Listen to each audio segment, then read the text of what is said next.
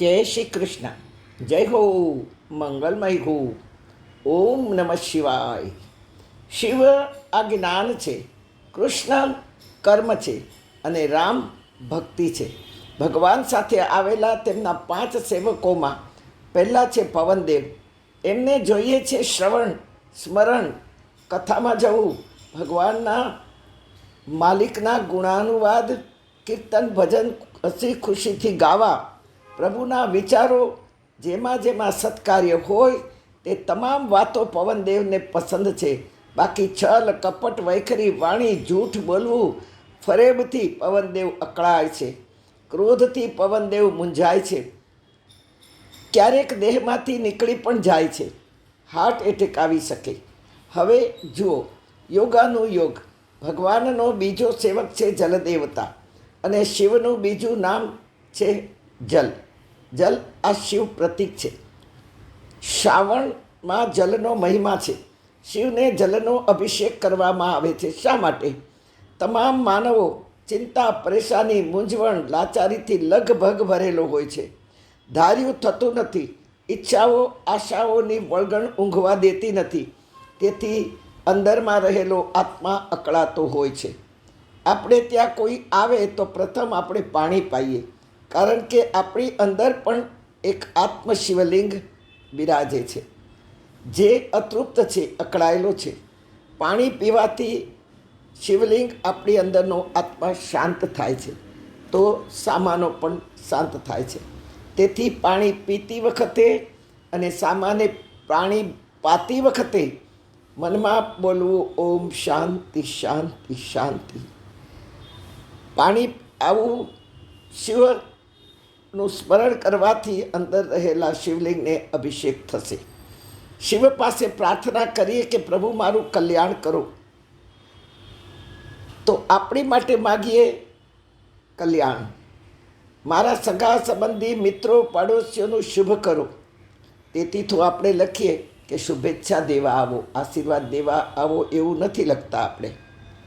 હા, અને ત્રીજું માગીએ પ્રભુ વિશ્વનું મંગલ કરો. આજે કેટલા ઉત્પાતો આ જગતમાં વ્યાપી રહ્યા છે, તો આપણને પણ એનો અસર થાય છે. શિવ પાસે પ્રાર્થના કરીએ. તેથી જગતમાં એક જ દેવ આવો દયાળુ છે. એને નથી જોતા મોટા મંદિરો, દેવળો, કે નથી જોતો રાજભોગ, નથી વસ્ત્રો અલંકારો. માત્ર જોઈએ છે જલની ટબુડી અને દૂધની ટબુડી. 3 પાનાનું બિલ્લીપત્ર. આગળ આ બધું આપણે સમજવાની કોશિશ કરીશું. બાકી તમારી ઈચ્છા મુજબ કોઈ માગણી નહીં. ભોળાનાથ કહેવાય છે સંસારનું, પરિવારનું, સમાજનું ઝેર પીતા શીખવે છે.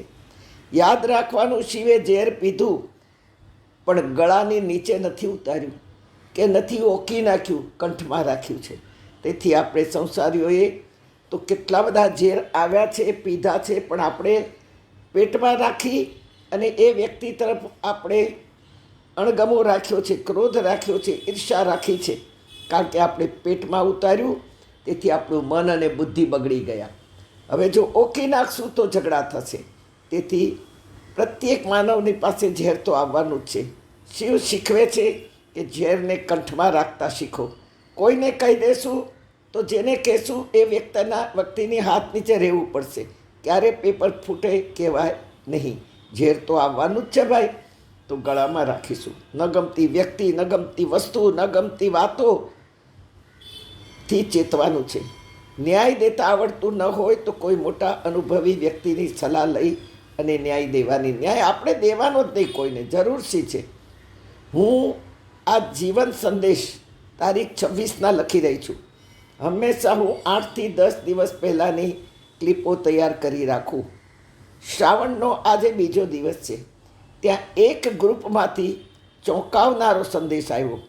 લોકો વિચાર કર્યા વગર ફોરવર્ડ કરતા હોય છે, જૂઠ ફેલાવતા હોય છે.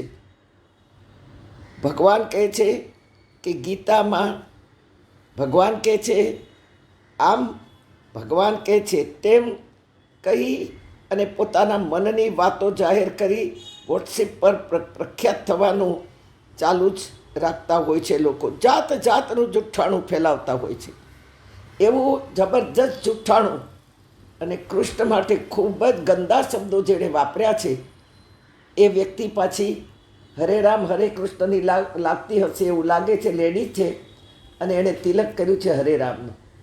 તેથી આવી વ્યક્તિથી ચેતવા માટે આપણે કાલે વિચાર કરશું.